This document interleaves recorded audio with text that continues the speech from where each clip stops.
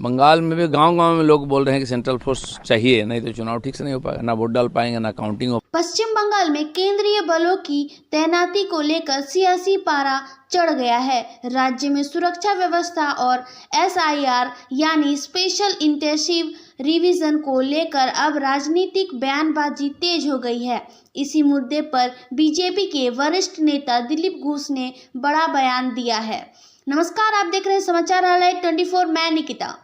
पश्चिम बंगाल में केंद्रीय सुरक्षा बलों की मौजूदगी और मतदाता सूची के SIR प्रक्रिया को लेकर नई बहस छिड़ गई है। बीजेपी नेता दिलीप घोष ने आरोप लगाया है कि राज्य में SIR की प्रक्रिया ऐसे समय पर कराई गई जब कोई इलाकों में तनाव और हिंसा का माहौल था। उन्होंने कहा कि अगर राज्य में कानून व्यवस्था की स्थिति पूरी तरह सामान्य नहीं है तो ऐसे संवेदनशील प्रक्रिया को निष्पक्ष तरीके से संपन्न कराना चुनौतीपूर्ण हो सकता है।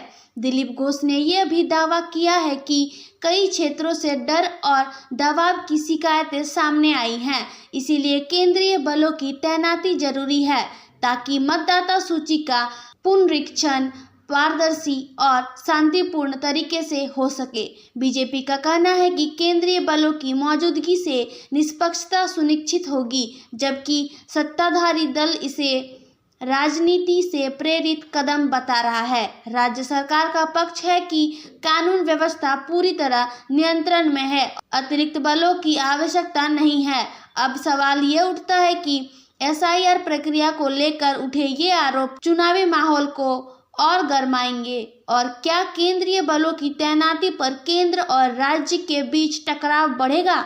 फिलहाल पश्चिम बंगाल की राजनीति में यह मुद्दा एक बार फिर बड़ा सियासी केंद्र बन गया है। इस पूरे मामले पर आगे क्या होता है और ये क्या केंद्रीय बलों की तैनाती पर कोई नया फैसला आता है, हम आपको हर अपडेट देते रहेंगे। बने रहिए हमारे साथ। धन्यवाद। अमित शाह, JP नड्डा और राजनाथ सिंह मार्च लगने से ही तुरंत वो लोग पहुंच रहे हैं बंगाल। नहीं, बंगाल चुनाव बहुत बड़ा पूरा बंगाल के लिए, पूरा देश के लिए और भारतीय जनता पार्टी के लिए, इसलिए हम पूरा ताकत लगाएंगे। यहाँ के कार्यकर्ता, हमारे सेंट्रल लीडर्स, बंगाल में परिवर्तन चाहिए इसीलिए कि देश को सुरक्षित करना है।